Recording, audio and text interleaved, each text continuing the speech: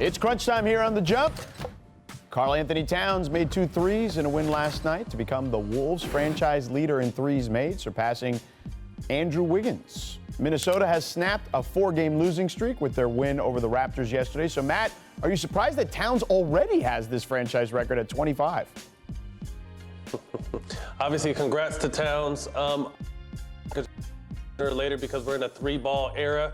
But it's not saying much when your center is their all-time leading three-point shooter. Thank you. I was shocked at this news. Okay, can I get a guard somewhere in this discussion? Where's my man Gugliotta on this list? I was blown away by this by a lot. Wow, good. Congrats to Kat, though, for sure. Wally Zerbiak, where are you? I know you're on a Knicks broadcast somewhere. But anyway, all right, according to our Agent Wojnarowski, Knicks center, speaking of the Knicks, Mitchell Robinson will undergo surgery on his fractured right hand and is expected to miss 4 to 6 weeks. So, Clinton, the Knicks are hovering around that 7 to 10 area in the East standings. Can they stay afloat there without Robinson? Nerlens Noel, come on down. I think they have a pretty good shot. I like the fact that they're in the real playoff discussion, not like the extended one. All I hear from New York fans is the Knicks are aight this year, so I'm going to continue to believe them to be aight at this point.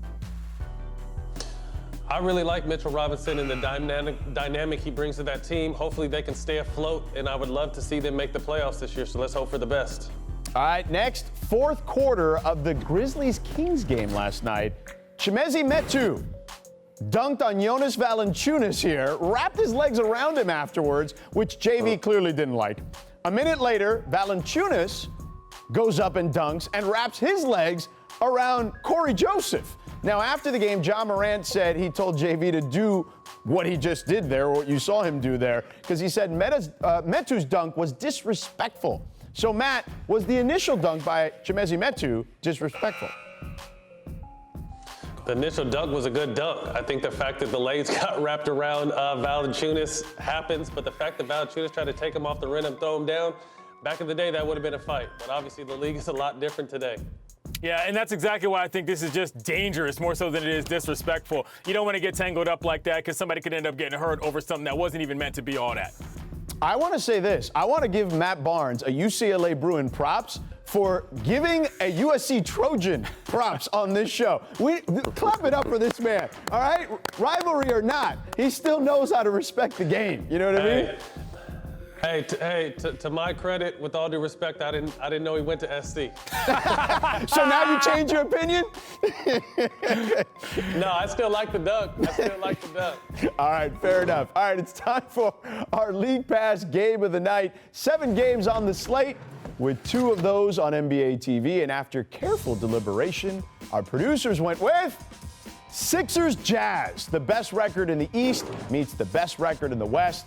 And down in the block, MVP candidate Joel Embiid will go toe-to-toe with 2-time Defensive Player of the Year, the Depoy, Rudy Gobert. So, Matt, what is the most intriguing part of this matchup tonight? The barbecue chicken, as Shaq would say. As good as defender as Gobert is, there's no other person in the world that can stop Embiid when he wants to be Embiid. And this season, Doc Rivers has him playing at a MVP caliber level. So I expect this to be no different tonight. Great team matchup, but I expect Embiid to dominate tonight.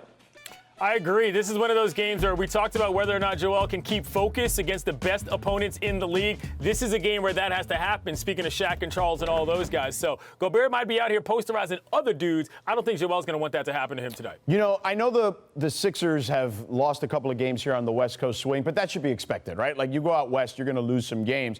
I've just been really impressed, Matt, with Ben Simmons and Joel Embiid's chemistry. Like, I saw Joel Embiid on the block, find a cutting Ben Simmons to the basket against Portland the other night on Thursday night. That chemistry between those two guys has gotten even better, which is impressive to see. Well, I think, a lot of credit goes to Doc Rivers. We had him on All the Smoke a few weeks ago, and we spoke to that exactly. He encourages guys to be the best at what they are. He didn't come in telling Ben, you need to start shooting threes. He said, Ben, continue to do what you're good at. He wanted to put Embiid down on the block and let that team know that he is the go-to guy, which that team knows now. But he's also getting better at passing out of double teams and really passing, period, out of the block. So their chemistry continuing to grow is important. Tobias Harris is important to that team. And I really like what Doc has these guys doing out there.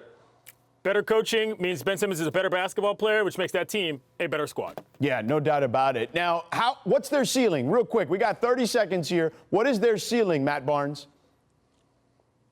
I think the East is open, to be honest with you. I think the East is open. I'm looking for Brooklyn to hit their chemistry and possibly make it. But I think that Eastern Conference is wide open. They can possibly make it to the finals.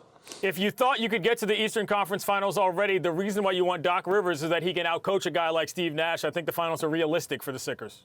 Yeah, I do too, man. I really feel like this team, look, I still feel like they may be one player short, and I mean like a role player, right? Like Every team is one player short to you, George. Come on.